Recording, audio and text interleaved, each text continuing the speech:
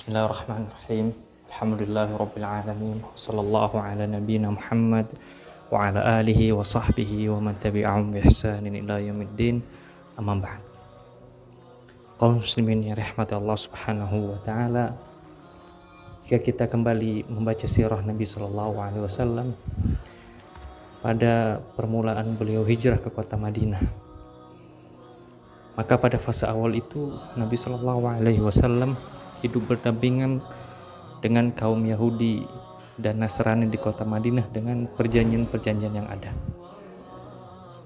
Pada fase itu, agama-agama yang ada di kota Madinah, para pemeluknya masing-masing menjalankan ibadah sesuai dengan kepercayaan mereka.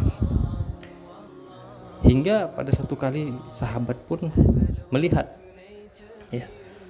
kaum agama lain yang merayakan perayaan agama mereka, dan Nabi Shallallahu Alaihi Wasallam pun melarang dan mengatakan bahwasanya kita sudah memiliki dua hari raya kita umat Islam, yaitu hari raya Idul Fitri dan Idul Adha. Dan Allah Subhanahu Wa Taala firman pada surah Al-Furqan, "Walladzina la yashhaduna az-zur", pada ayat tentang pujian Allah Subhanahu Wa Taala kepada kaum beriman, yaitu mereka adalah orang-orang yang tidak mendatangi perayaan agama umat lain. Dalam tafsir sebagian ulama tafsir. Dan dalam konteks ini kita tinggal berdampingan dengan umat lain di negara kita yang tercinta ini. Maka seperti biasa pada penghujung tahun mereka akan merayakan perayaan agama mereka. Dan kita kaum muslimin bagaimana bersikap? Apakah kita harus bertoleransi? Ya, betul. Kita wajib bertoleransi, akan tapi dengan batasan-batasan yang tidak melanggar syariat. Maka kita sudah cukup menjalankan toleransi beragama ketika kita memberikan mereka waktu dan ruang untuk menjalankan ibadah mereka, sebagaimana itu juga dijamin oleh negara. Dan itulah yang Nabi Shallallahu Alaihi Wasallam dan para sahabat lakukan di kota Madinah ketika berdampingan dengan kaum Yahudi dan Nasrani. Dan itu pula yang dicontohkan oleh Khalifah Umar bin Khattab ketika kaum muslimin telah berhasil merebut Syam, yang dimana di sana banyak didapati gereja-gereja umat lain. Maka mereka tidak dipaksa untuk masuk ke Islam, dan mereka yang tetap pada agama lamanya tetap berhak menjalankan ibadah mereka. Dan itulah inti dari toleransi. Bukan berarti toleransi itu artinya apa? Mencampur adukkan antara satu agama lain dan agama lainnya. Allah Subhanahu wa taala firman, lakum dinukum waliyadin, bagimu agamamu, bagiku agamaku. Dan Majelis Ulama Indonesia pada tahun 1981 telah mengeluarkan fatwa tentang larangan merayakan Natal bersama. Ya, dalam fatwa tersebut Majelis Ulama Indonesia menjelaskan bahwasanya dilarang seorang muslim untuk ikut merayakan Natal bersama kaum Nasrani dengan cara mereka merayakannya dan dengan ibadah mereka di gereja mereka. Tidak perlu. Cukup seorang muslim memberikan mereka ruang dan waktu, dan itu sudah toleransi yang seharusnya. Nah, adapun lebih dari itu tidak perlu. Ya, tidak perlu. Kemudian terkait permasalahan bagaimana hukum mengucapkan selamat Natal. Nah, pada bagian masalah ini memang tidak termasuk dalam fatwa MUI tahun 1981 tadi.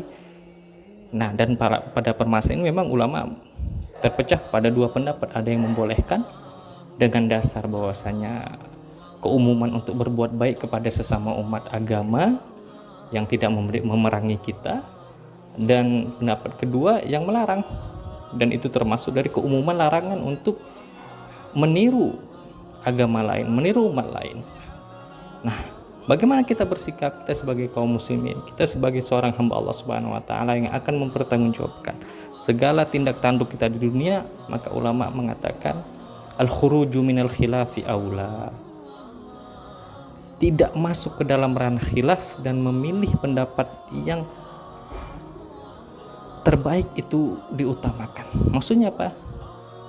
Ketika seorang tidak berkepentingan untuk mengucapkannya, mengatakannya, maka tidak perlu dia mengucapkannya, dan itu lebih selamat untuk dunianya di akhirat nanti. lebih selamat untuk agamanya di akhirat nanti. Kemudian terakhir, bersamaan dengan perayaan Natal, beberapa hari setelahnya akan disambut dengan perayaan malam tahun baru. Begitu pula di sini. Ya, ulama mengatakan, ada yang mengatakan tidak boleh, itu merupakan salah satu bentuk tasyabuh kepada mereka, karena itu adalah perayaan dari tahun yang itu datang dari kaum kufar, bukan tahunnya umat Islam. Ya. Namun walaupun sebagian mengatakan oh boleh-boleh saja, tapi kita mengatakan apa? Tidak perlu juga. Mengapa? Kita lihat pada perayaan malam tersebut banyak sekali harta yang dihambur-hamburkan untuk merayakannya dengan membeli petasan dan lain sebagainya. Di saat yang mana banyak sekali kebutuhan-kebutuhan yang lebih layak untuk dipenuhi. Ya, bersedekah kepada yang membutuhkan, ya menunaikan zakat dan lain sebagainya. Maka menghindari sikap mubazir adalah akhlak seorang muslim. Allah Subhanahu wa taala firman, "Wala tubadzir tabdzira, innal mubadzirina kanu ikhwanasy syayatin." Maka janganlah engkau melakukan tabzir, pemborosan, membuang-buang, karena hal tersebut orang-orang yang mubadzir adalah saudara-saudaranya syaitan. Demikian ya pada kajian singkat ini. Semoga Allah Subhanahu wa taala selalu menaungi kita dengan taufik dan hidayahnya. Wassallallahu ala nabiyina Muhammad wa ala alihi wa sahbihi wasallam. Wa akhiru da'wana anil hamdulillahi rabbil alamin.